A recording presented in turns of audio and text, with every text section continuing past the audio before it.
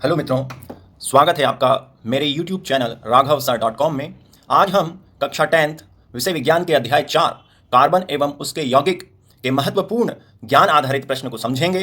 आज का हमारा प्रश्न है की ओर बढ़ रहे हैं। क्या कारण है कि हीरा कठोर और ग्रेफाइट चिकना तथा नरम होता है? हीरा विद्युत का कुचालक जबकि ग्रेफाइट विद्युत का सुचालक होता है। हीरा तथा ग्रेफाइट के गुणों में अंतर, हीरा या ग्रेफाइट की संरचना। तो यहाँ 4 प्रश्न हैं। चारों में से कोई भी प्रश्न परीक्षा में आ सकता है। चारों का उत्तर एक जैसा है। आइए समझते हैं। सबसे पहले हम हीरे की संरचना को समझने का प्रयास करते हैं। गौर से देखें यहां पर क्या बताया जा रहा है। अगर आप यहां पे देखें तो पाएंगे कि हीरा कार्बन का एक अपर रूप है, अर्थात हीरा कार्बन परमाणुओं से ही मिलकर बना होता है। यहां पर जो काले काले आपको दिखाई दे रहे हैं, यहां पर ये सारे के सारे कार्बन परमाणु हैं। ये सारे एक ही तत्व कार्बन के परमाणु हैं, इसलिए इसे हम कार्बन का अपर रूप कह रहे हैं। और गौर से देखें तो आप पाएंगे कि प्रत्येक कार्बन परमाणु अन्य 4 कार्बन परमाणुओं से जुड़ा हुआ है। प्रत्येक कार्बन परमाणु अन्य 4 कार्बन परमाणुओं से जुड़ा हुआ है। देखिए, ऊपर एक कार्बन और दाएं बाएं एक कार्बन और नीचे एक कार्बन। इसके चारों संयोजकताएं हमने पहले पढ़ा है कि कार्बन की अंतिम कक्षा में 4 इलेक्ट्रॉन होते हैं, अर्थात इसकी संयोजकता 4 होती है। यह 4 सहसंयोजी बंध बनाकर अपना अष्टक पूर्ण करता है। यह 4 अन्य परमाणुओं से जुड़ सकता है। तो यहां देखिए, प्रत्येक कार्बन परमाणु अन्य 4 कार्बन परमाणुओं से जुड़ा हुआ है, अर्थात इसकी चारों संयोजकताएं संतुष्ट हैं, अर्थात इसके अंतिम कक्षा के चारों इलेक्ट्रॉन सहसंयोजी बंध बनाने में भाग ले रहे हैं। अब गिन सकते हैं। ये वाला कार्बन ले लें तो ये भी देखिए, ये 4 परमाणुओं से जुड़ा हुआ है। ये देख लीजिए, ये भी अपने 4 इलेक्ट्रॉनों के द्वारा अन्य 4 कार्बन परमाणुओं से जुड़ा हुआ है। जब इस प्रकार की संरचना बनती है तो इसमें एक कार्बन परमाणु मध्य में होता है। चतुष्फलकीय संरचना इसे कहते हैं। एक कार्बन परमाणु चतुष्फलक के मध्य में होता है और जो 4 कार्बन परमाणु हैं वो चतुष्फलक के चारों कॉर्नर्स पर होते हैं। इसे कहते हैं चतुष्फलकीय संरचना, और ये बहुत ही मजबूत त्रिआयामी संरचना है। यहां देखिए, ये चित्र में दिखाया जा रहा है, ये एक चतुष्फलक, ये दूसरा चतुष्फलक, ये 3। तो ऐसे ढेर सारे यहां चतुष्फलक बन जाते हैं जो एक दूसरे में मजबूती से धंसे हुए रहते हैं। हम इसे और आसान कर दें आपके लिए, तो यहां हमने देखा कि जब हीरा, जो कि कार्बन का एक अपर रूप है, केवल कार्बन परमाणुओं से मिलकर बना है, जब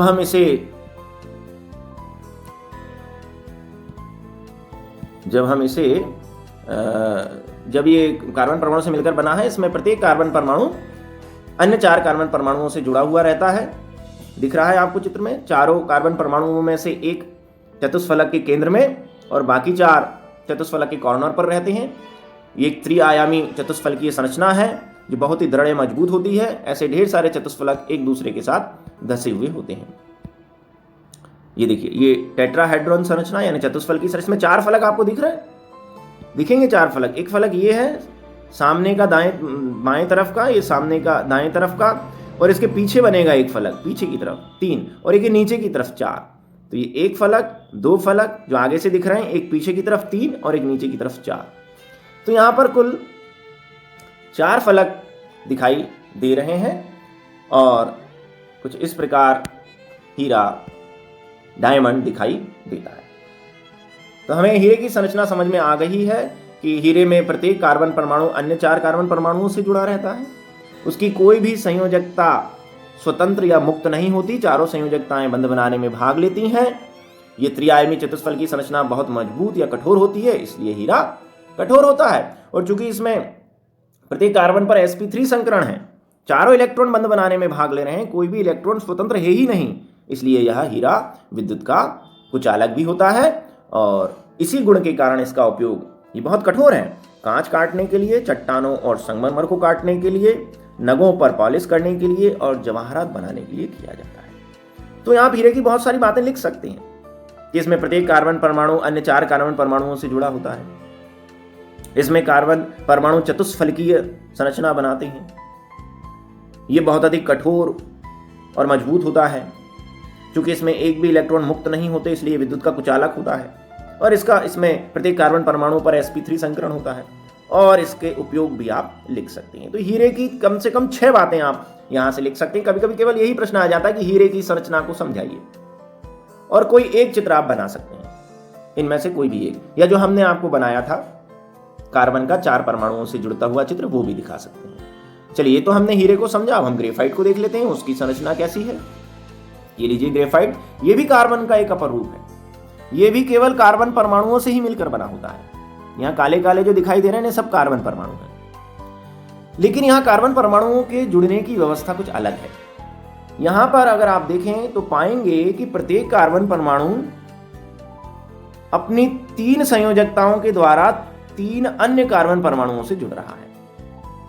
देखो, इसकी 3 संयोजकताएं, बीच वाले कार्बन की के 3 इलेक्ट्रॉन बंध बनाने में भाग ले रहे हैं। 3 सहसंयोजी बंध बने हैं, और 1 इलेक्ट्रॉन या बोल दीजिए 1 संयोजकता इसकी फ्री है, खाली है, स्वतंत्र है, मुक्त है। इसी प्रकार ये कार्बन, ये भी, ये देखिए, अन्य 3 कार्बन परमाणुओं से बंध बनाने में भाग ले रहा है। ये भी अन्य 3 कार्बन परमाणुओं से बंध बनाने में भाग ले रहा है। इसी प्रकार ये, अर्थात ग्रेफाइट की संरचना में प्रत्येक कार्बन परमाणु अन्य 3 कार्बन परमाणुओं से जुड़ा होता है।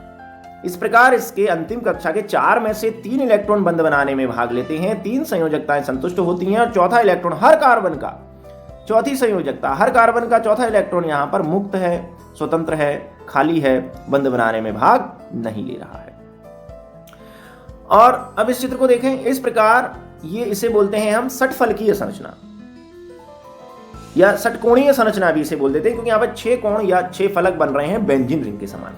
तो इस प्रकार कार्बन परमाणु आपस में जुड़कर षटफलकीय संरचना तैयार करते हैं, और इन षटफलकीय संरचनाओं की परतें होती हैं एक दूसरे के ऊपर। ये देखिए, यहाँ मैंने 3 परतें बनाई हैं, ऐसी ढेर सारी परतें, षटफलकीय परतें एक दूसरे के ऊपर जमी हुई रहती हैं। जैसे हम प्लेइंग कार्ड यानी ताश के पत्ते एक दूसरे के ऊपर रख दें, अगर ताश के पत्तों को एक दूसरे के ऊपर रख दिया जाए तो वो भी परत बन गई पत्तों की। इसी प्रकार यहाँ ग्रेफाइट की षटफलकीय जो संरचना तैयार हो गई है, इसकी परतें, ढेर सारी परतें एक दूसरे के ऊपर पाई जाती हैं, और यहां पर कार्बन कार्बन के बीच सहसंयोजी बंध होता है, ठीक है। जबकि इसकी जो परतें हैं जो एक दूसरे के ऊपर बन रही हैं, पहली, दूसरी, तीसरी और ढेर सारी, इन परतों के मध्य दुर्बल या कमजोर वांडर वाल्स बंध हो गए हैं। तो परतें भी तैयार हो गई एक दूसरे के ऊपर, और इन परतों के मध्य दुर्बल या कमजोर बंध हैं, इसलिए ये परतें एक दूसरे पर फिसलती हैं, स्लिप होती हैं।